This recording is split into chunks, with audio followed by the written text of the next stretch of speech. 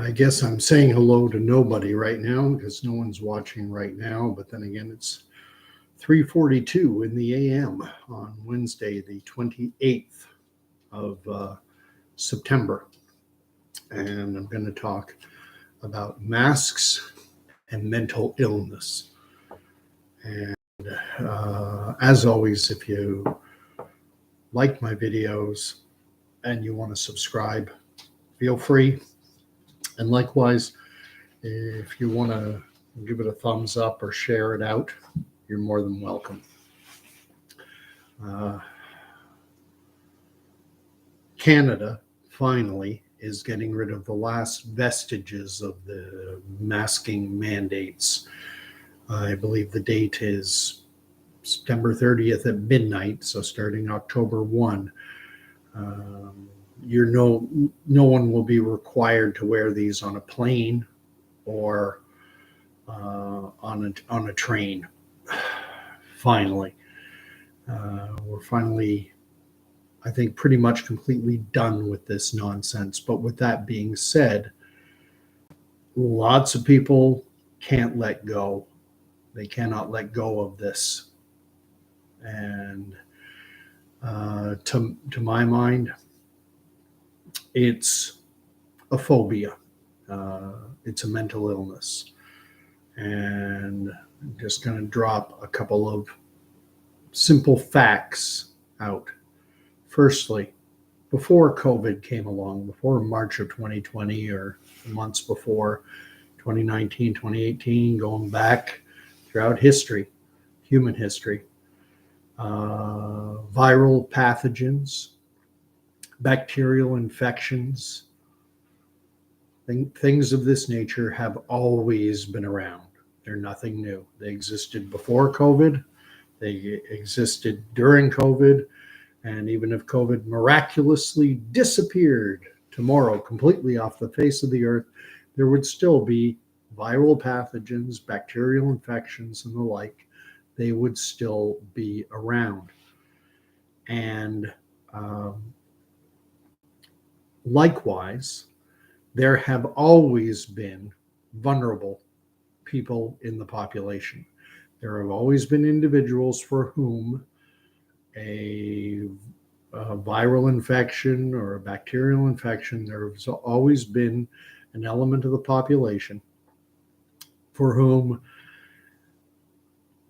a viral pathogen, the bacterial infection and the like, that there's a certain segment for whom those things can be incredibly serious. They can be serious and even potentially fatal. And again, that's nothing new. That was before COVID, during COVID, and it'll always be the case. There will always be vulnerable people around. And yet, despite the fact that nothing has changed in the sense that there are dangerous pathogens floating around and that there have always been people for whom who are vulnerable, you never saw anyone wearing a mask. It was an incredibly rare event. Even if you lived in a large city like Toronto, you might see one or two people a year wearing a mask, and maybe not even that. It was such an incredibly rare event. And we lived. We got to see each other's smiling faces or grumpy faces or in-between faces. We displayed ourselves.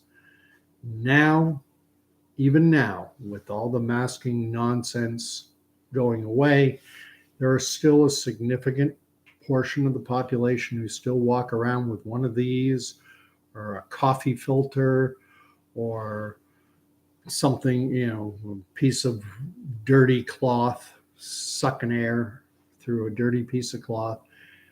There's still people around who can't let go of it. And what we're talking about is, in 99% of the cases, as far as I'm concerned, it's phobia, It's a form of mental illness. If you're not familiar with the word phobia, phobia is an irrational fear of whatever.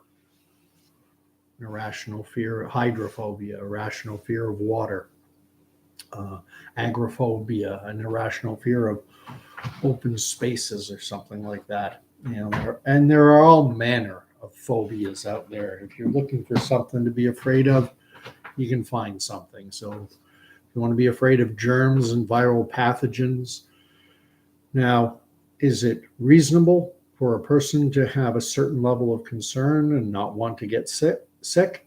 Absolutely. But it's perfectly sane and rational to have a certain degree of concern over all manner of things, over car accidents, over plane crashes, over natural disasters. It's a dangerous world we live in. There are all kinds of dangers out there.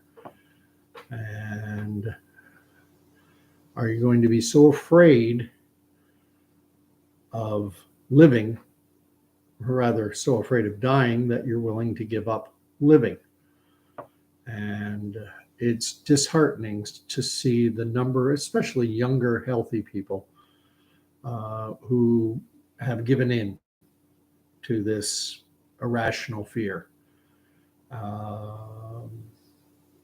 Some will count or rationalize it by saying that, oh, well, I'm not afraid. It's because I care about other people. As if anyone who doesn't wear a mask doesn't care about other people. And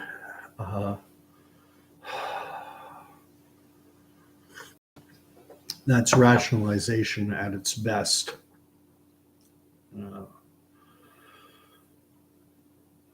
Simple fact of the matter is that 90% of you just watch people who wear masks. They don't wear them properly. They don't handle them properly. I was just, and a lot of people, they only wore them because they were absolutely strictly mandated. And so they stuff them into dirty, germ-filled pockets, hang them on their rear view mirrors like a pair of fuzzy dice. Medical PPE being treated like a pair of socks. Absolutely ridiculous. But how do you break down irrational fear? How do you get someone to let go of irrational fear? It's like a 2-year-old with their security blanket. Good luck trying to take it away. The thing is, 2-year-olds mature. And I can't ever remember having seen an adult walking around with a security blanket. So maybe we can break through and get people to let go of their rational levels of fear. Now, I know that patients who are cancer patients who are undergoing chemotherapy basically wipes out the human immune system. And so anyone who's undergone or who is undergoing chemotherapy is told to be hyper careful with regard to germs, bacteria, viral pathogens. You can't be too careful because your immune system has been reduced to almost nothing. And so you might see a chemotherapy patient wearing a mask out of, perhaps in that case, might be considered rational. But I see lots of young, absolutely 100% healthy people who it's a security blanket. They put it on, they go into a coffee shop, they'll wear it while ordering, then they'll sit down, then they'll take it off. The other one I love is the guys who have the full beards, big blown out beard. And for a mask to be effective against any aerosol, anything that's an aerosol size, well, it has to be tightly sealed, and you can't do that with a beard on. Anyone who's been in the military who has undergone gas hut training, where you go on it's basically like tear gas, and you're given a full face shield, face mask. that's rubberized and it seals to your face, it has to be a complete 100% seal. Any little gap, and that gas pours right in. And I know that from firsthand experience because I went into the gas hut once and thought I had sealed my mask perfectly. However, there were some gaps, and got into the gas hut and the gas got in and my nose became Niagara Falls and my eyes were watering like nobody's business. And, it totally ineffective because it wasn't tightly sealed to the face. And yet you see people wearing these ridiculous things, which you can go onto the CDC's own website and they will tell you that these were never designed to offer either source control or protection from a viral pathogen. The reason surgeons wear these when they go into an operating room is two reasons. They're standing over a patient with an open gaping wound, and they don't want to drop spittle into the wound. And the other reason is because bodily fluids from a patient will sometimes spray. If you've ever watched an episode of MASH or ER or others where they show you an operating room, on occasion they'll show you a bleeder. Oh, we got a bleeder. And blood is spraying up and they don't want it going into their mouth, and this provides a barrier. And I'll even go so far as to, I have it saved from the CDC's own website. I'm just bringing it up now. cdc.gov, emerging infectious diseases, non-pharmaceutical measures for pandemic influenza in non-healthcare settings, personal protective and environmental measures. And I'll do a Control F or a Control S search. Disposable medical masks. I'm reading directly from the CDC. This is from before COVID. Disposable medical masks, like the one I'm holding up now, also known as surgical masks, are loose-fitting devices that were designed to be worn by medical personnel to protect accidental contamination of patient wounds and to protect the wearer against splashes or sprays of bodily fluids. It gives a reference. This is a footnoted. And this comes from the U.S. Food and Drug Administration, FDA, masks and N95 respirators, 2018. So anyone who believes that this was ever designed to stop a viral pathogen, I would suggest you reference the Centers for Disease Control and Prevention in the United States, as well as the U.S. Food and Drug Administration. They were not. I've mentioned before about what everyone should have learned in middle school, in grade 7 and 8 health class, when they taught us all about flu season and about how to stay healthy and prevent the spread of disease, epidemiology 101, if you will. And it has to do with cross-contamination. What happens? You're wearing a mask. It's over your, I'm so good at these. It's over your mouth, over your nose. So it is getting warm and it is getting damp, which makes it an ideal breeding ground for germs, bacteria, viruses, everything. They're going to collect on there. Wonderful. It's a petri dish. You're wearing a petri dish on your face. And what do you see? A chin strap like I have now. Then people pull it up, touch the outside. I work with a guy who's constantly, when he's wearing his, he's constantly scratching his nose. And he says it makes his nose itch. So now what happens? All that, it's a petri dish loaded with germs, viruses, bacteria, all manner of crap. And now you're touching the outside material, and then you touch door handles. You touch the faucet in the bathroom. You touch products in stores that you put back. You touch keypads, gas pumps, you name it. And what happens? This wonderful bacterial magnet. It's gone from that bacterial magnet onto your hand all over the place. And then someone else comes and touches what you just touched. And then all it takes is a wipe of the eyes, touch of the nose, a rub of the mouth, and you're now subjected. You're now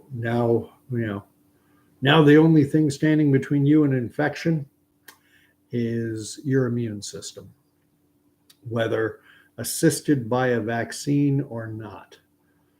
And we all know that with the COVID vaccines, how wonderfully effective they are. I think everyone now knows, I must know dozens of fully jabbed and boosted people who got sick.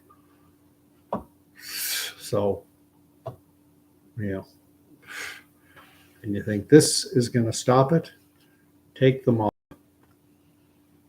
Throw them in the garbage. Don't litter them, because that's another aspect that people, everyone seems to care about the environment until these things came along, and then they don't give a rat's rosy rear end about the environment anymore, because you see them thrown all over the place. They're littering in parks and parking lots everywhere, because mask wearers are gross. And then they just throw them on the ground. But well, I don't do that. I have a cloth one I put in my pocket. Oh, very hygienic. So my fear is that we're entering flu season, viral infectious season. Our hospitals at this time of year traditionally get overwhelmed every year after year after year. Canada has an aging and an unhealthy population, just reality.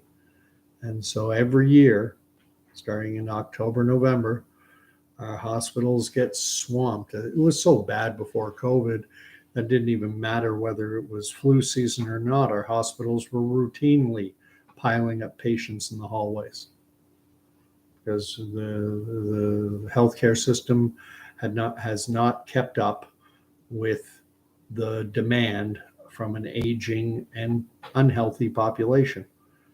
We were warned for decades, 20, 30 years, we were told, we need a significant expansion in the healthcare system in our hospitals, because when the baby boomers start getting into their 60s and 70s, the healthcare system is going to be swamped.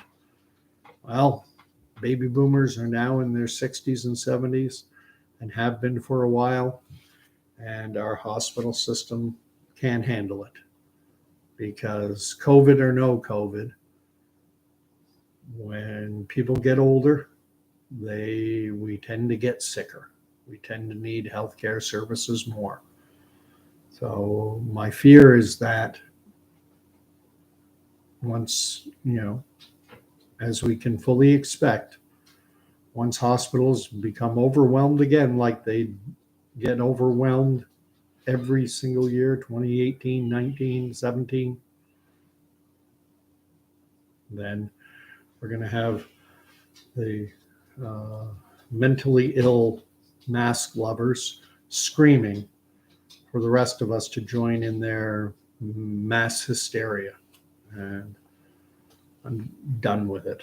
So that's it. Good night. God bless. Throw your masks away. This is a prop. Good night.